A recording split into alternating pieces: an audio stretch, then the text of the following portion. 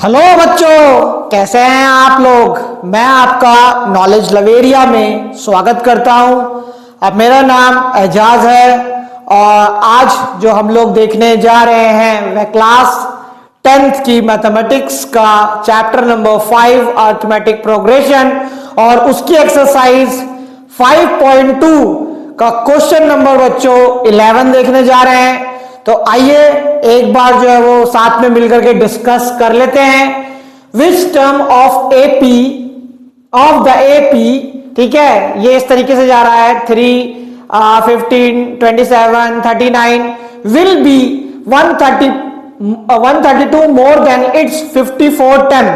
देखो इसमें करना क्या है, मुझे 54 टर्म निकालना है, ठीक है। अब 54 टर्म निकालने के बाद जो an की वैल्यू आएगी उस an की वैल्यू में 132 को प्लस कर देना है, ठीक है।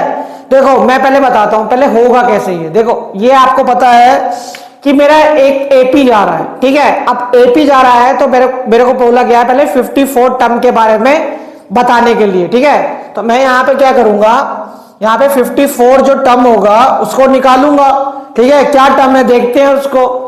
तो a n equal to a plus n minus 1 d, ठीक है। ये तो पहले सबसे पहले जो है वो इंपॉर्टेंट फॉर्मूला है। ये तो जब भी एपी का सवाल है तब तो पहले इसको लिख ही डालो, ठीक है। अब यहां पर मुझे निकालना है A54 टर्म, ठीक है। A54 टर्म निकालना है तो फर्स्ट टर्म मेरा कितना हो गया 3 हो गया और n मेरा कितना हो जाएगा 54 टर्म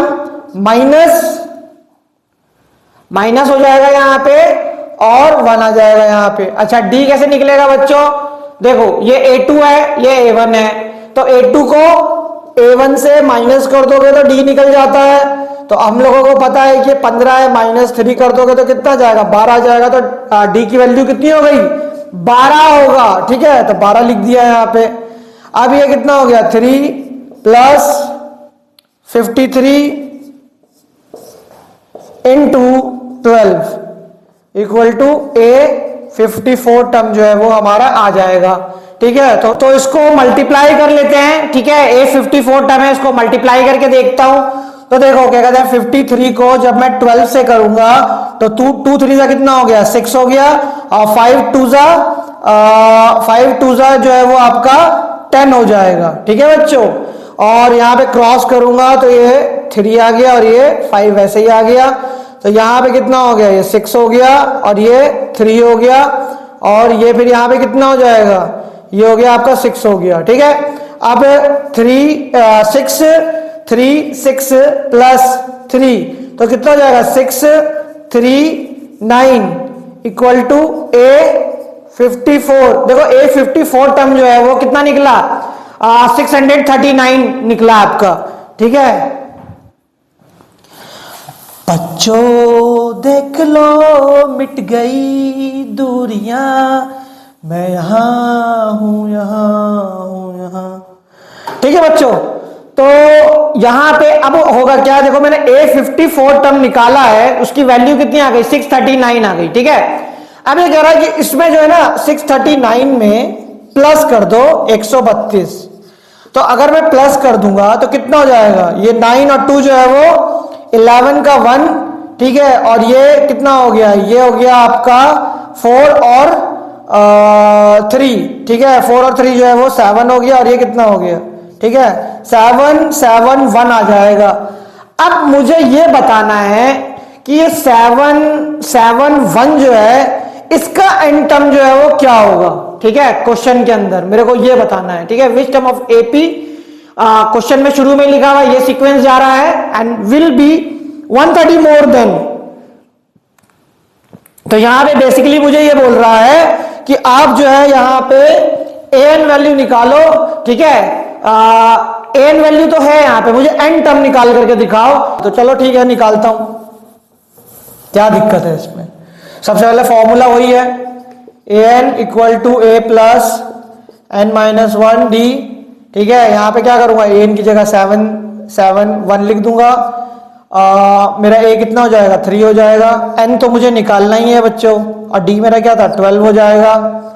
7 7 1 3 प्लस 12n माइनस 12, ये 3 में से अगर आपका क्या होगा, 3 में से अगर 12 चला जाएगा तो ये माइनस का 9 बचेगा, पॉजिटिव 12n ऐसी हो गया।